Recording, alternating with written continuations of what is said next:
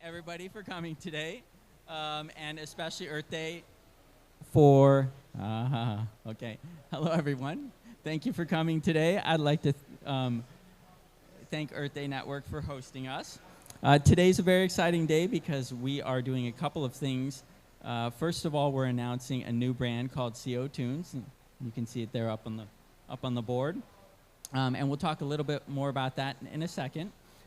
First, we're having a chance to discuss some great things on the panel, in particular, things about intersection of climate and cryptocurrency, as well as corporate involvement, blockchain technology, and issues along those lines, and how they tie again, the fears and the impacts on the environment and potential of Web3 and crypto, all are conversations that have caused anxiety in certain spaces, and we're trying to bridge that so everyone can understand the benefits of it.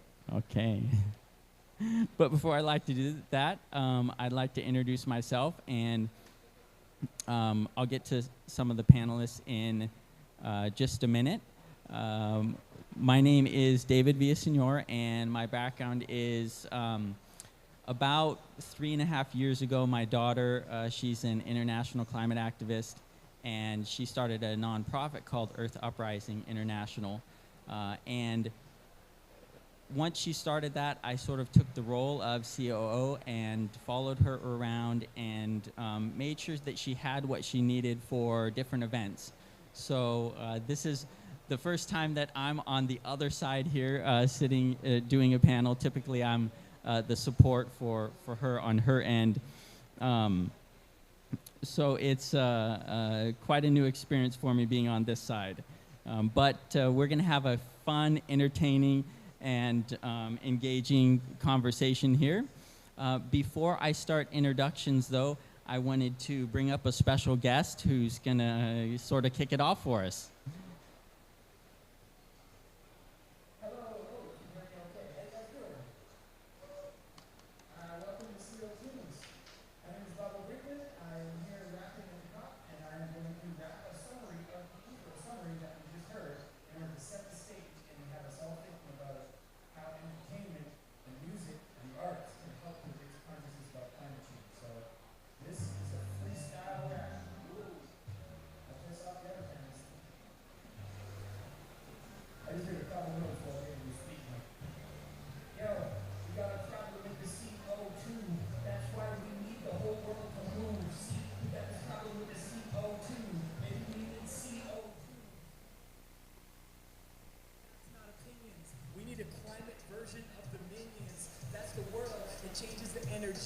That'll be the climate version of Despicable Me, indeed. Check it. I'm just giving info. We're exploring connections between climate and crypto has a lot of environmental impact. That is one of the reasons that I have rap. Yeah, check it. I make a record every single second about the climate methods. Yeah, this is how we use that energy. Plus, we could get it all blockchain with the Web3 and connected. It's dispersed, decentralized. This is how I try to kick a lyric when I rip the rhymes, trying to informize. Informize is not a word, but people need to get the info to save the earth. Can't you even see? Yo, that's what I'm rapping for. In a second, you'll take it from David Villasenor. David Villasenor, one of the co-founders. I'm just one of the rappers, one of the rap bouncers. Yeah, check it out. You could know it in the rap. David is also known as Alexander's dad. Indeed, he plays the back. Now he's uprising. Me, I'm just freestyling. Earth uprising happening. Check it. This is me with that rapping flow.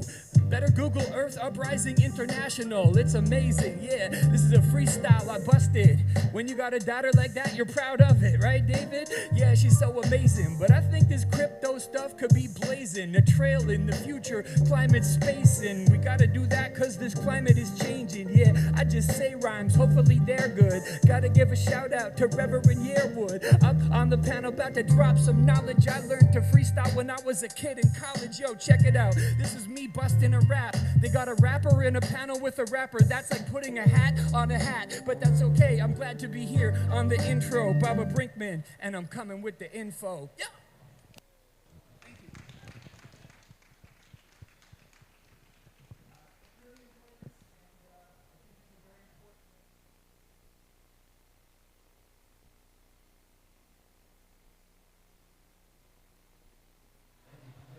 Thank you so much. All right. Well, the first guest that I'll introduce is Mile Austin from CPG and Hyphen. He's joining us remotely. Hey, how's it going? Can you guys hear me okay? And hey, Miles.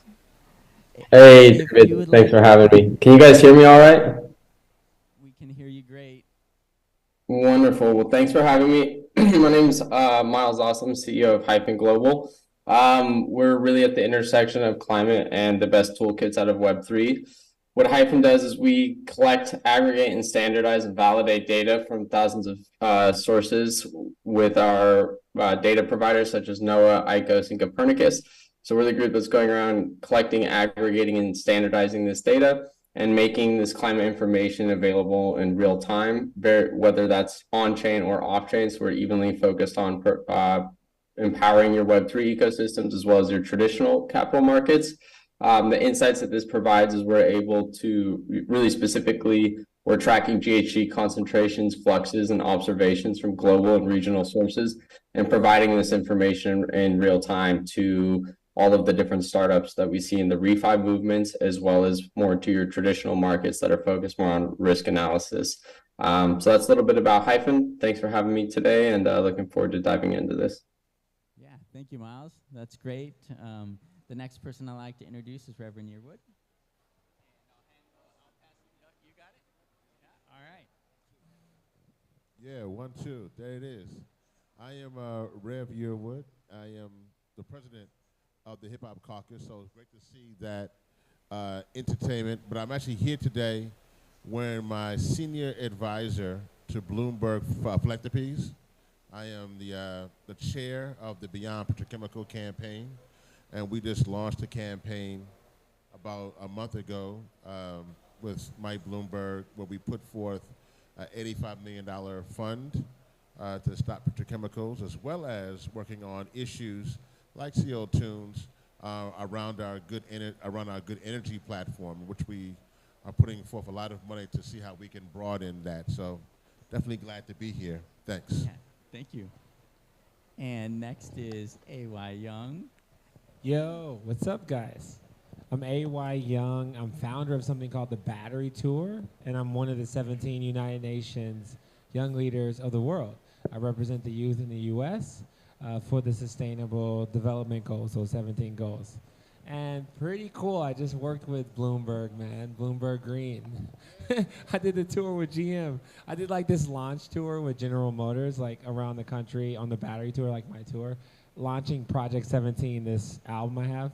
And I worked with Bloomberg Green. Amazing. That's like crazy small world.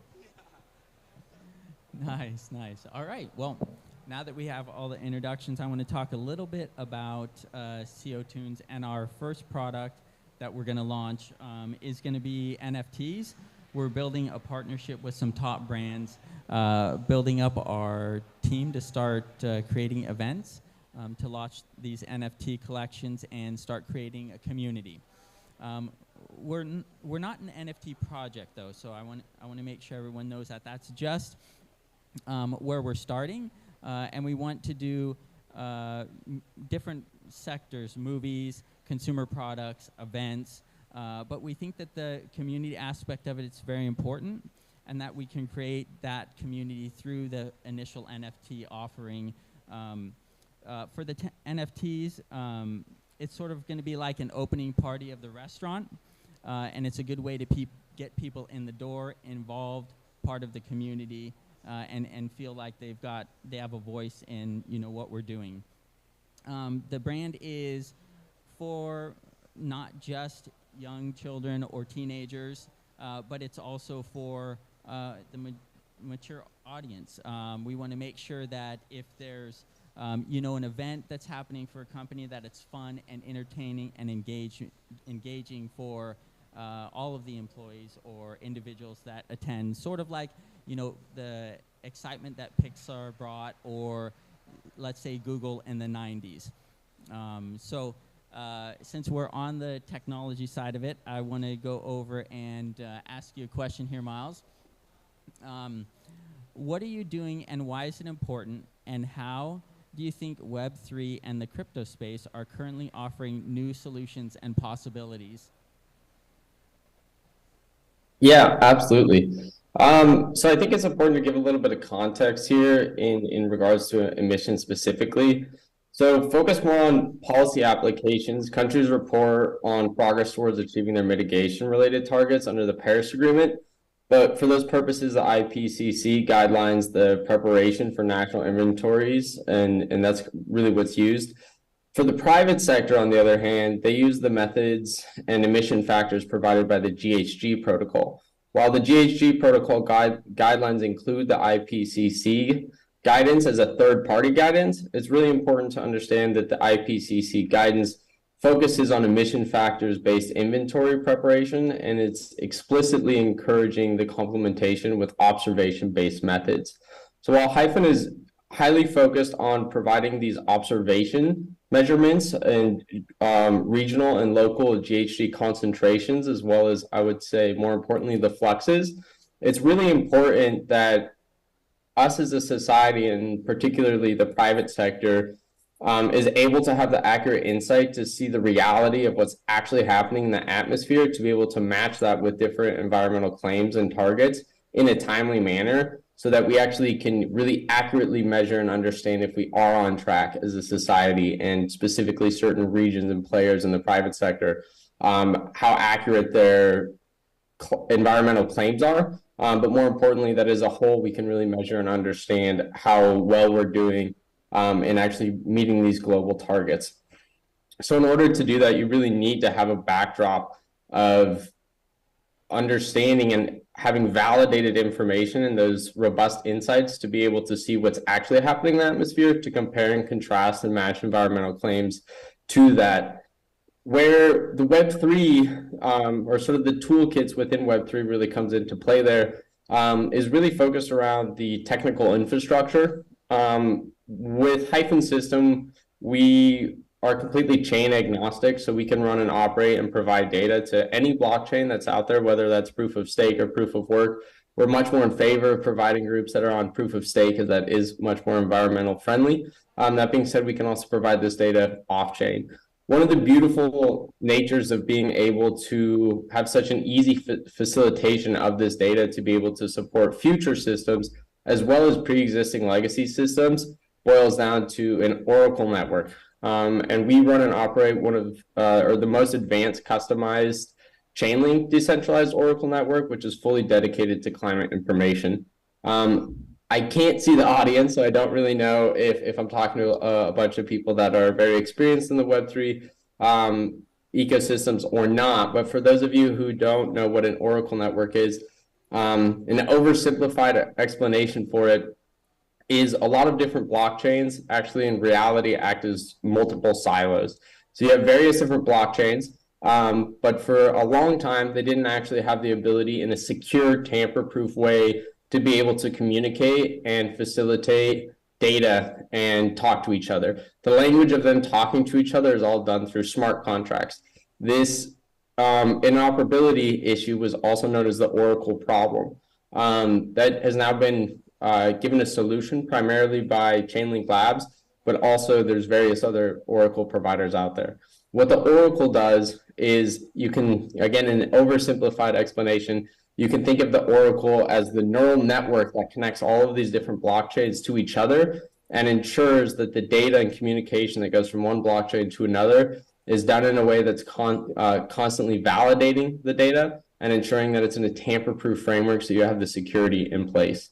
So I'll kind of stop there so I don't go too far down the rabbit hole, but it's vital for the environment that we have the ability to share this information, make sure that this data is a public good and easily accessible by the private sector and the private sector. And to boil it down, it really wouldn't be possible to do this without using an Oracle network, working with various different blockchains, and being able to validate this data in a truly decentralized way. Yeah, thank you, Miles. That's a lot of good points there on like the importance, but also the technical side of things, and communicating that to a broader audience that doesn't have the technology background is really important. And so that sort of goes to my next question of for you, Rev, is your work with both artists and corporate America in order to build initiatives in the climate space has been many, many years. We don't need to get into like the history, but it's fascinating on how long you've been in this space and what you've been doing. But if you could give me your thoughts on what you see we need to do as far as like corporations and what they need to do, and what could the role of CO Tunes be in that space? Yeah, without a doubt. So one of the things there, can you hear me okay?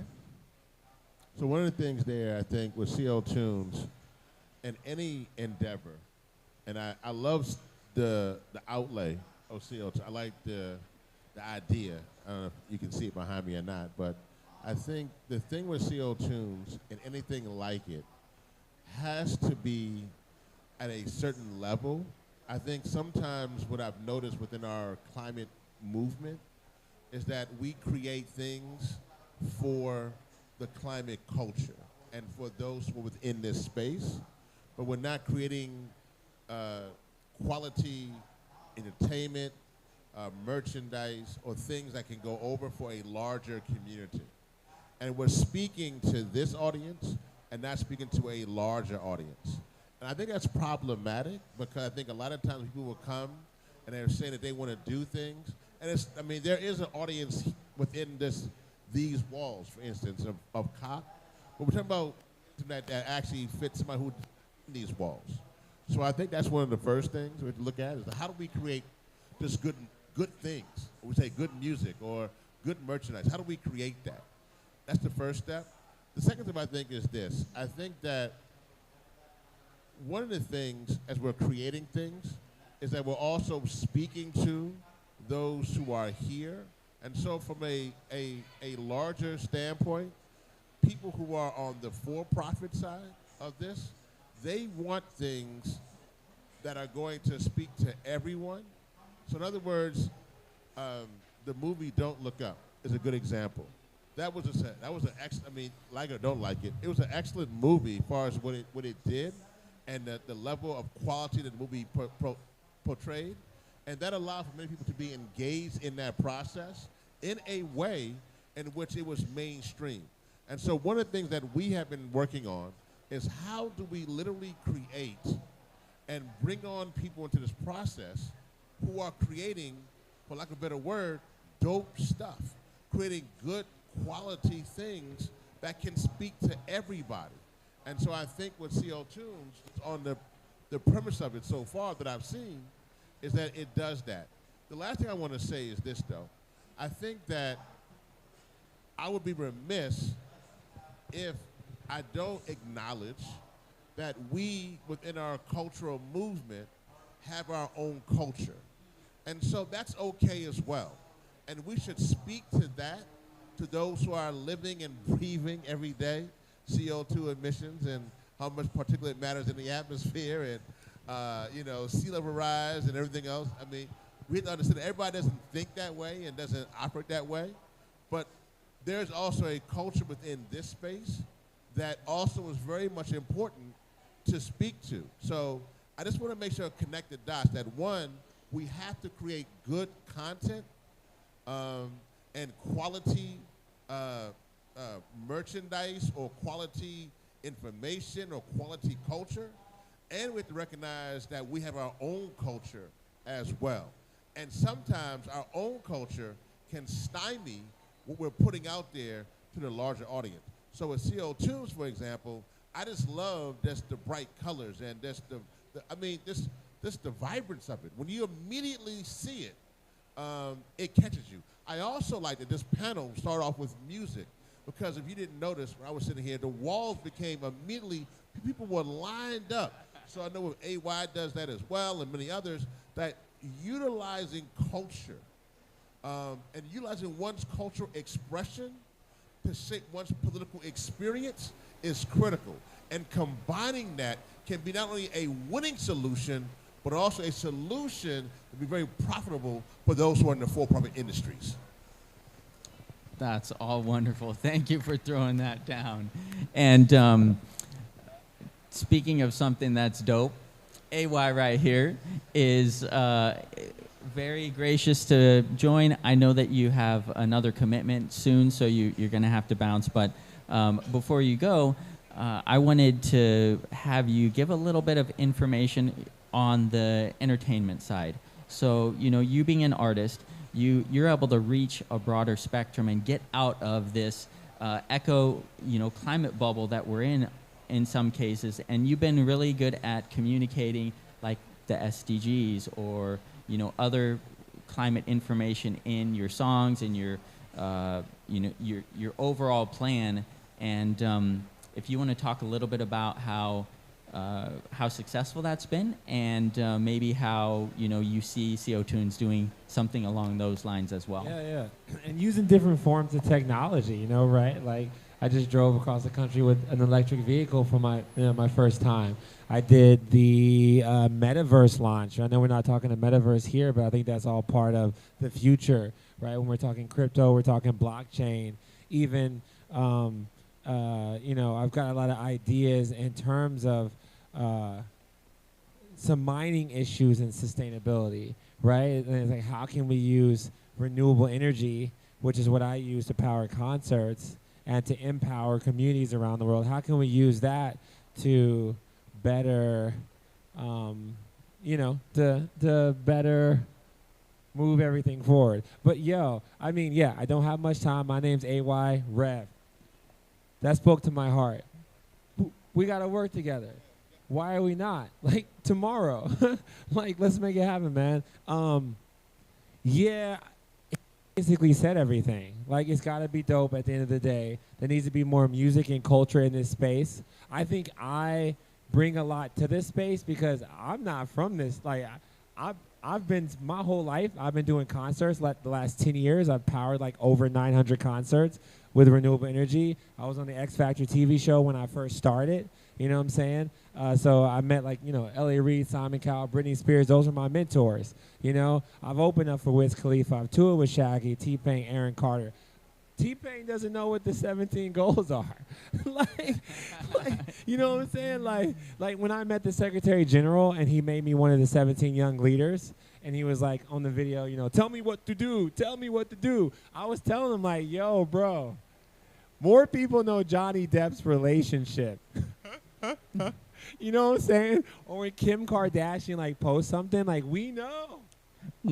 We know what I'm saying? But if you're like, hey, man, do you know what the gender equality goal is? Everyone's like, what? How about life on land?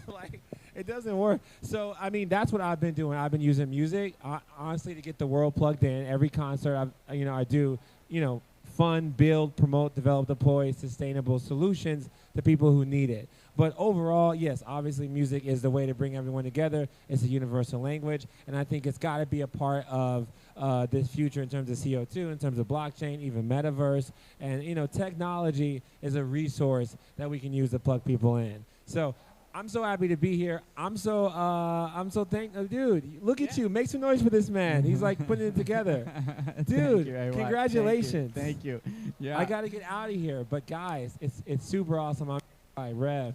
Honor as Thank always, you, brother. Yeah. Thank you for taking the time. I want to say something. As AY leader, it's very important that he just said that it's called translation of information, and that we have to do a better job at that. And I think that one thing we must do with this climate crisis is to broaden our movement. And I think that sometimes we are sometimes within our own bubble, and I understand that. But if we're not transcribing this to a larger audience, then we won't be successful. So AY, thank you so much, my brother. Yep. And AY has been he's been working with a couple of different businesses. I don't know if you want me to shout them out. Samsung, Delta, GM, right? Okay, good. And so he's been really good at getting those businesses involved and starting the conversations with them to get their focus on climate and really make sure that they're going climate positive. If they say they are, that's what they're going to do. And that sort of brings back to, thank you, AY. That sort of brings back to, what some of our goals are for CO Tunes is we want to make sure that if a company is saying that they actually want to move the needle on their emissions or on climate, and they come to CO Tunes, we can sort of give that stamp of approval of, okay, they're serious, they're going to make that that commitment, and it's not like a greenwashing event that you know they're just trying to do for publicity. So that sort of ties me into my next question for you, Miles.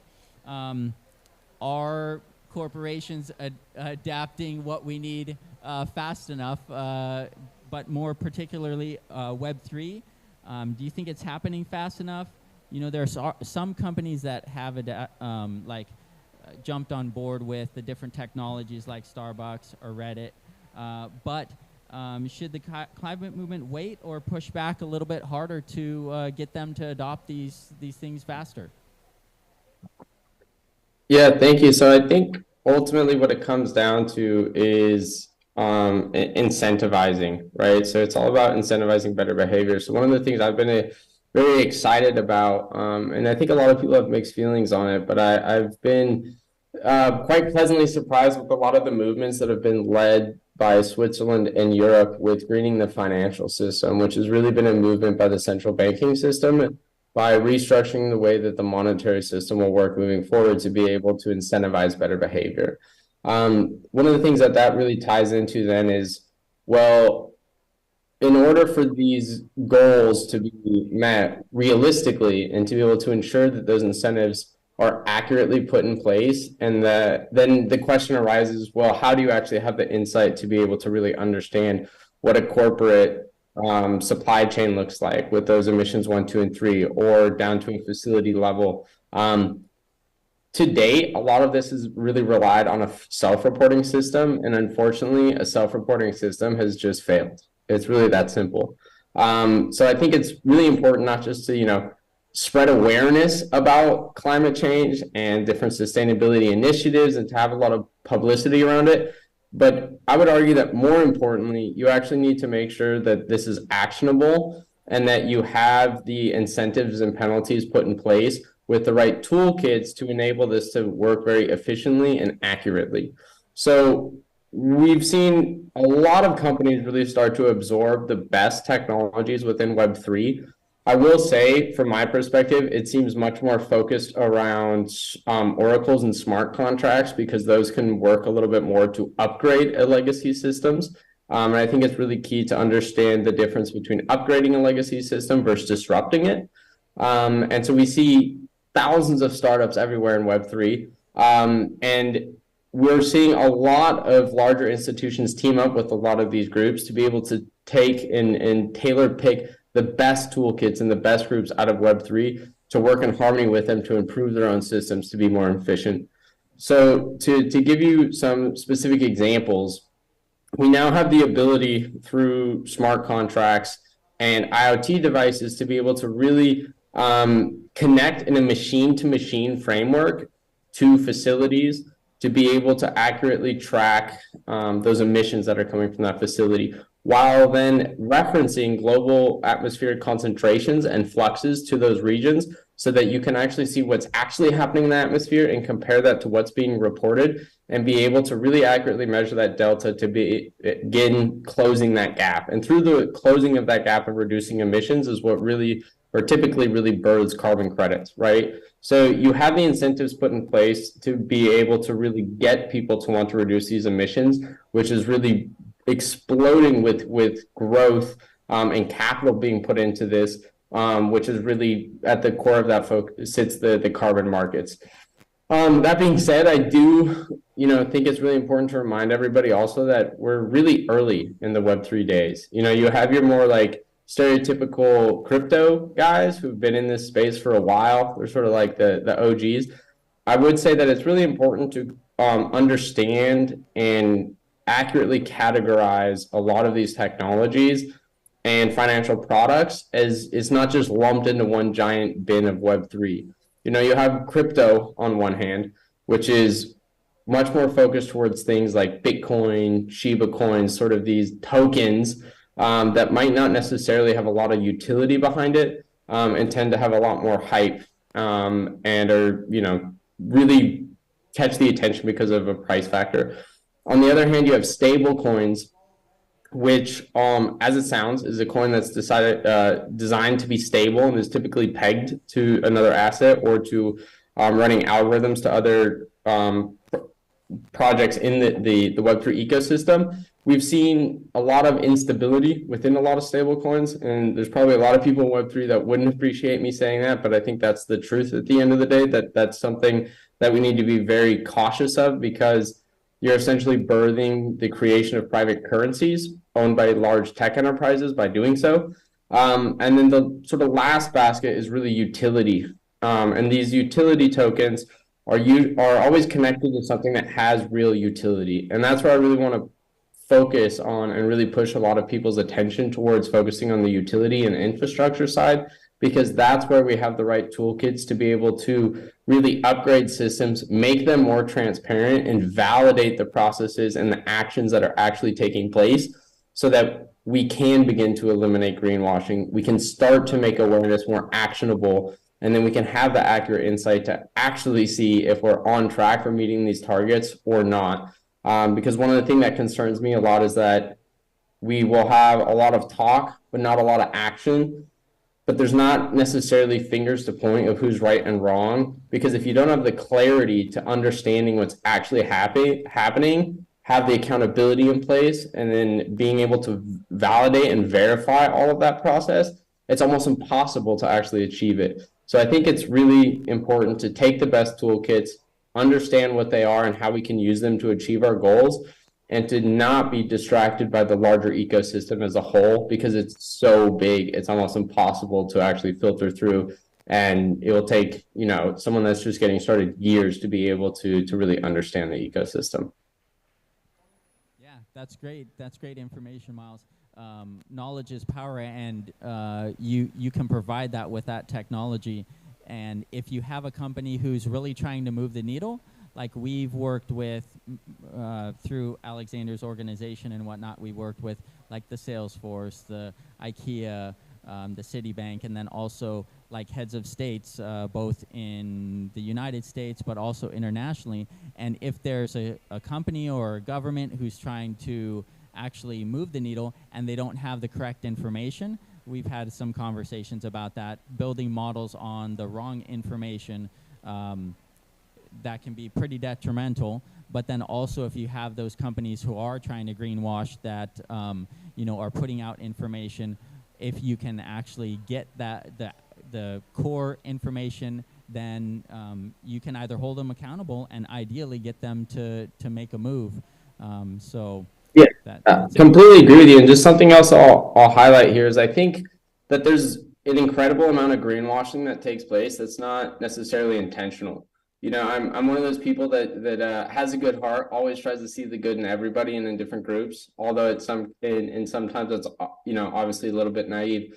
But there is a reality here, and it's a bit of an elephant in the room, where if you're a large corporate entity and you're teamed up to be using various different climate accounting services to be able to estimate and calculate your emissions, primarily focused on emissions 1 and 2, but also now there's a lot of pressure for disclosing those emission 3s. It's really important to understand, how do these calculations work? Where do they come from? And what do they rely on? And what you find there that's a common denominator among all of it is the data, right? And so the data is the most important thing. Historically speaking, a lot of this data, as I mentioned, has been self-reported, but when it comes to how it's actually gathered and put together, it's usually, on spreadsheets. It's a very old school way of doing things. And I'd like to say that we're sort of, already living in the future, so we can use some of these better toolkits to be able to do it. So when we look at the data focused around climate, there's a few issues that I really want to highlight. One of them is a latency issue, where the data that is publicly available to be able to access as a public good for what's actually happening in the atmosphere, by the time this data ever makes it to the private sector, it's always a year or two old. So logically speaking, it's very difficult to use outdated data to be able to price, model, and calculate something based on today, right? That's just sort of like a given, but it's something that I think a lot of people overlook or might not be completely aware of. On the other hand, when you look at the different forecasts and modelings that are put together by a lot of climate accounting firms, they are using a lot of the times outdated data. But there's something that's terrifying that takes place, and I really like to emphasize this because I do think it's completely overlooked, where, you know, in some of these atmospheric agencies, the data sets, these historic data sets, there might oftentimes be errors in that data set.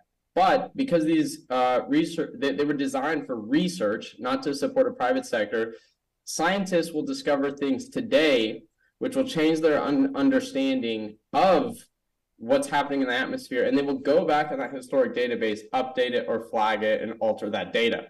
So if you're a group that scraped data from 3 years ago or even 10 years ago, and you're using this information for your own calculations, projections, and to be able to sort of mold what a potential scope 1, 2, and 3 emissions could be from a corporate entity, if you don't have a dynamic ability, and what I mean by that is to have this connected so it's constantly refreshing, over time, the data set that you're using will actually fractionalize and split away from what's actually happening in the environment. And I think that has happened time over time again, you know, for the last 15, 20 years. And so the result of this is that we have tons of fractionalized data sets. None of it's validated. None of it's made available near real time. And so we have you know, just a mud bath for climate data. There's a lot of times I hear the private sector voice that, oh, there's not enough climate data. And what I really argue is that no, there's actually plenty of climate data. It's about the quality, not the quantity of that. And I think that we can primarily use validation services within the Web3 ecosystems to be able to solve a lot of these problems by validating the information, ensuring that it's distributed in a completely tamper-proof framework, and thirdly, that it's dynamic, so that anytime there's any change in any of the data or new you know, alterations made by the scientific communities within the WMO, that's automatically refreshed and updated into any legacy or future system that's using this information. And as a whole, that we are essentially depending on this information to be able to achieve the goals that we want to, by making sure that we have the insights to understand if we are or are not doing the right actions and models and methodologies to be able to really achieve this. So I really emphasize the importance of data, and I think that we do depend on certain toolkits within the Web3 ecosystems to be able to do this the correct way when it comes to validating data, providing this data, and making things available to real time to the private sector, which is ultimately what will drive this needle the most. Yeah, totally great points there. And I like the fact that we talked about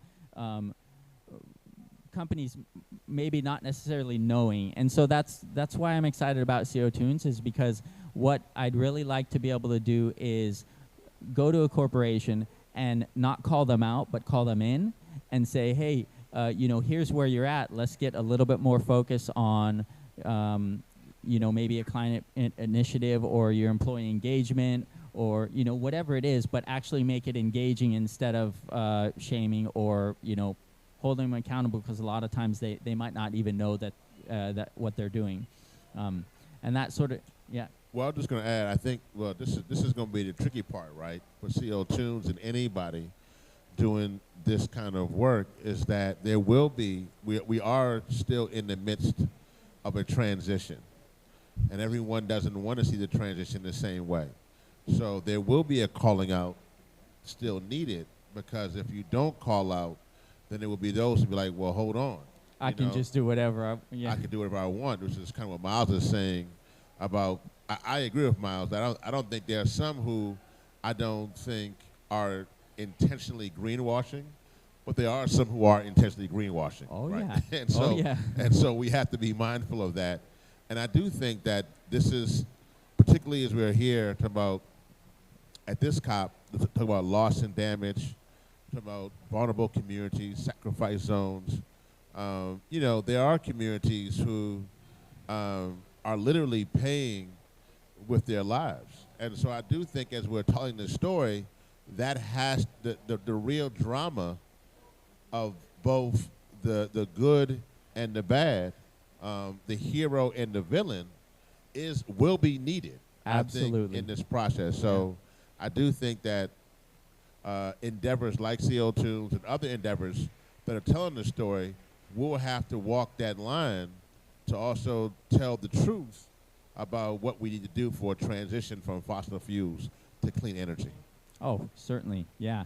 And I'm glad that you mentioned that because, you know, I have a lot of conversations about different research projects, and one of them came out in the climate space. You'll see a lot of young women, and there's been a bunch of studies that show that young girls have the biggest impact on changing their father's mind or getting a new perspective. And that's part of also what we want CO Tunes to do is as that, you know, youth is looking at a cartoon show or getting a backpack and talking about the climate portion of it, it will engage the parent. And ideally, it will engage, you know, someone who's running a Fortune 500 company who is being nefarious to say, oh, hey, wait a minute. I just got this information on what the world's going to look like 10, 15 years from now from CO Tunes, my daughter, all of this, and start, you know, changing his perspective or reality of what he's actually doing to the environment and to those around us, and then also the communities that you were talking about that get decimated from you know their actions. I agree. So one of the projects that we funded at Bloomberg is a project called Good Energy.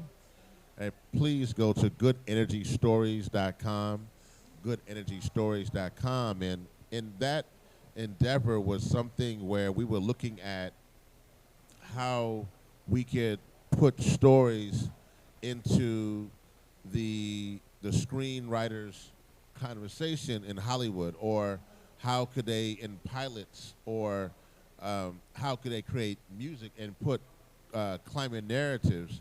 And so Good Energy is literally helping those in Hollywood, and shout out to Anna Jane Joyner, doing an amazing job with that project, but we're actually looking and funding that component. And that's the other piece too. We're actually looking to fund projects that will become for-profit entities, that we are looking to jumpstart. Because we also know that part of this is sometimes getting in those initial dollars to make these things happen. If this will help us to create an echo chamber, then let's help let's help that. So it's not just about the nonprofit side, but also the for-profit side as well.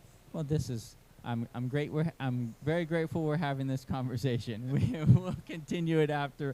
But I wanted to also mention that one of the things that CO Tunes is planning is we're looking at partnering with NGOs also and giving back. An example, some of a percentage of our NFT collection is going to go to Earth Day Network here and Earth Uprising. And then, one of the questions that I was going to ask is, are Fortune 500 companies doing enough with your experience? We've sort of touched on that already. And then we also touched on getting things into the grassroots communities like the NGOs that are really trying to make a difference. And we want to make sure at CO Tunes here that we also do that. So, we should talk more about like different levels of, the private and then the nonprofit side where we can partner to get those needed funds and action where it needs to go to make change in the climate. I mean, I obviously love that. To be honest, if I can give my word of advice to CO Tunes and to those who are creating that, again, this goes to what I said earlier. Create the best animation, the best product you can, because once you are on that level, you are competing against others who all they're doing is doing that exact same thing, but you have a different lane. And I think that sometimes we have a tendency to try to do too much, and it actually causes those who are developing that to lose sight and to be competitive. So I would just say that, and I know it's hard because it's like we're going to create this brand. It's going to help fund the movement. It's going to help spread the word. It's going to have impact statements. We're going to do data and research. It's going to show how we can do narrative organizing and storytelling. We're going to create product, go out to communities. It's going to do all these different things. And to do all those things, you got to be a Fortune 500 company off the bat to do it.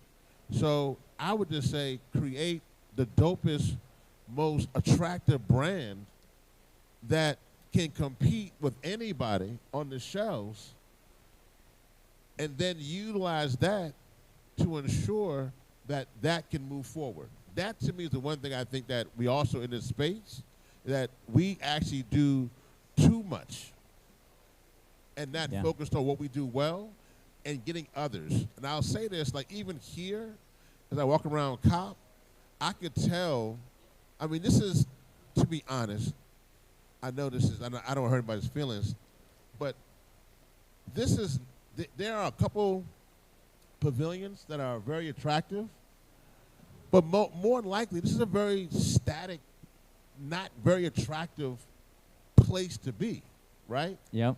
It ain't the most attractive. I mean, just walls and chairs, and it's just there. I mean, it looks very. And so the thing here, the irony of this is that we're inside. It doesn't bring in what we're talking about inside. So we probably needed someone to help us curate this, who does that for a living in a way that can make this space even much more attractive. And so I'm just saying that we have to do a better job.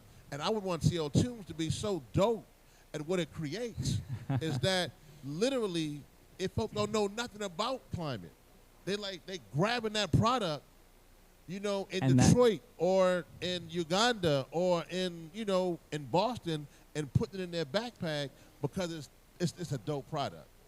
That's what I mean. I say this, I'll start with this. I love it. I remember Teletubbies. Remember Teletubbies? Yeah. Everybody had, when I was a kid, everybody had Teletubbies. But I mean, I'm not saying that was amazing. Everybody had it, right?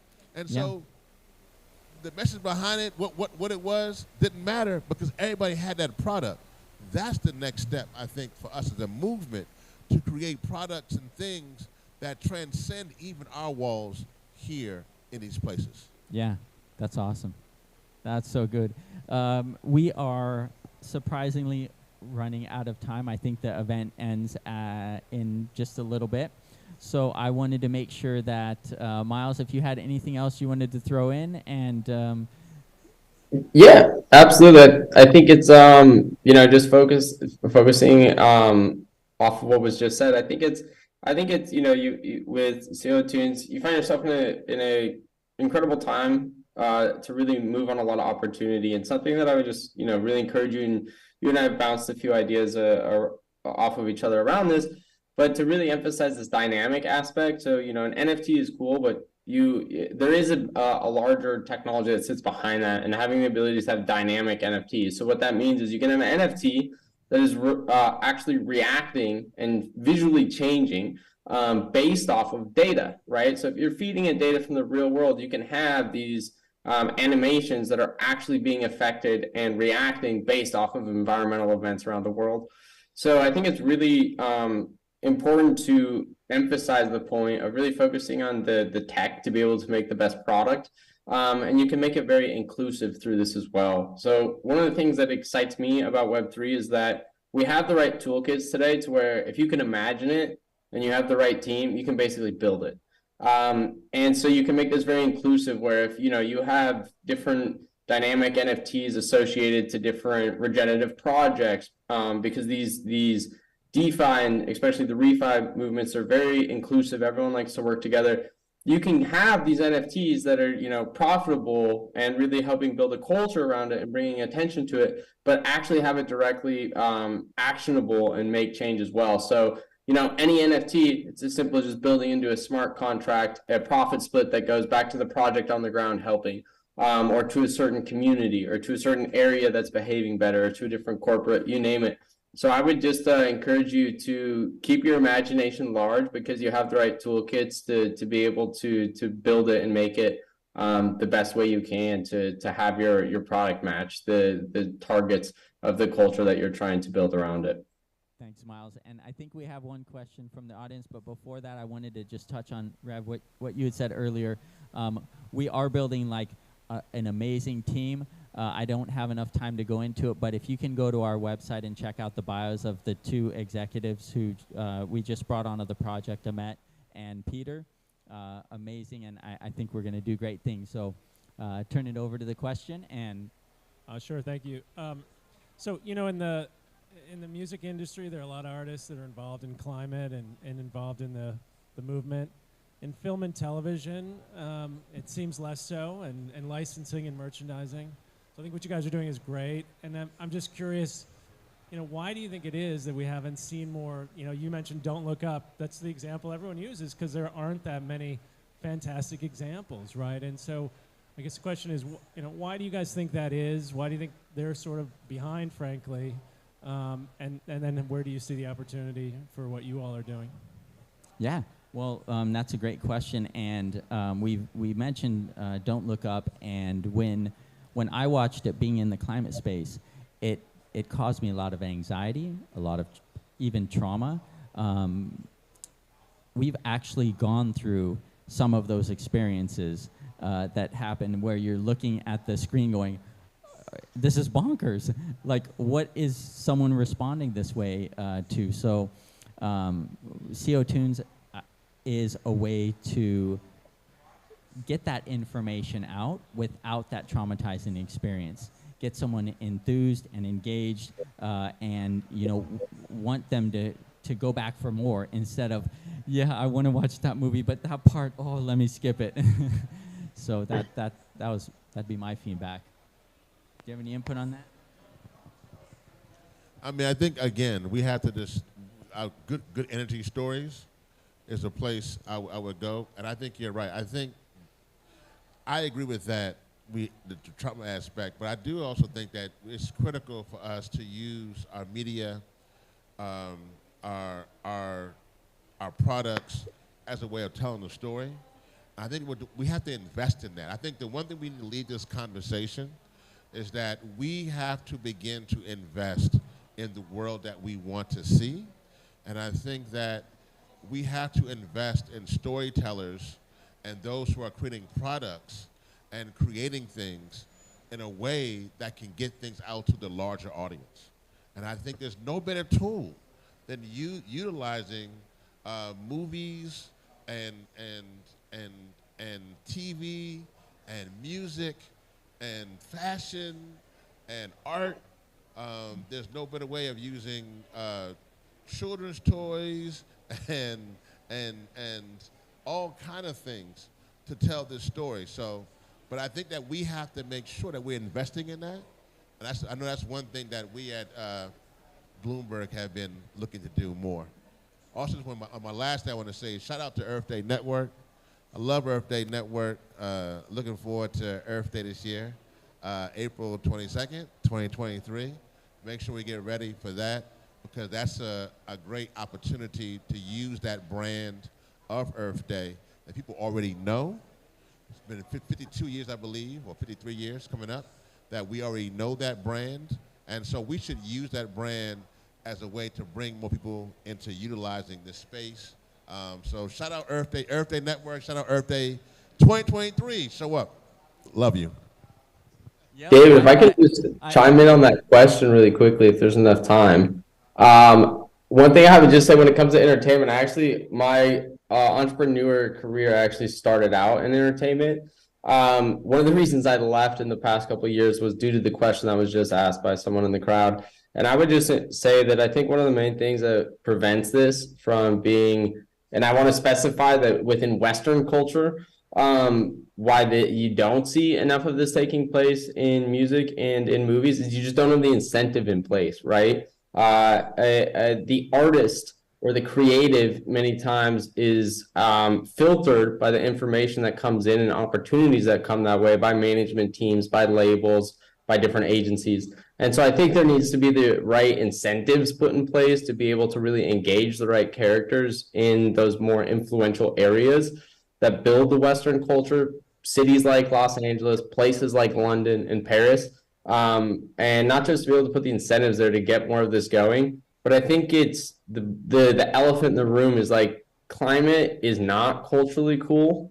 And that's what everyone's working towards, is to get it there, right? To get this culturally cool, to have more people engaged. And I think to do that, as everyone likes to call out, corporate players for their good behavior and bad behaviors, I would point the finger at a lot of larger celebrities in the music industry and in the film industry that do have the influence and the movement to be able to do these things, but they choose not to, right? So I think that we shouldn't always just point the finger at corporates, but we should also point the finger at some more of our cultural makers in the Western world to be able to influence more of the youth to care about the climate more so than a new sneaker or a new dress or a whatever, right? So that's my 2 cents on it. But I think that it's a really good question, and it's something that we should have more people focused on. So it's great to see groups like CO2 Tunes and other people here that are really trying to work towards that target, because I think it's vital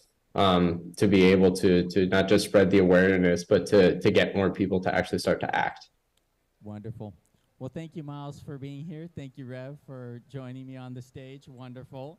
And I also want to thank Earth Day and their support of Alexandria and Earth Uprising International and CO Tunes. And very excited about the next Earth Day, because Earth Day is my birthday. So with that, thank you all for joining.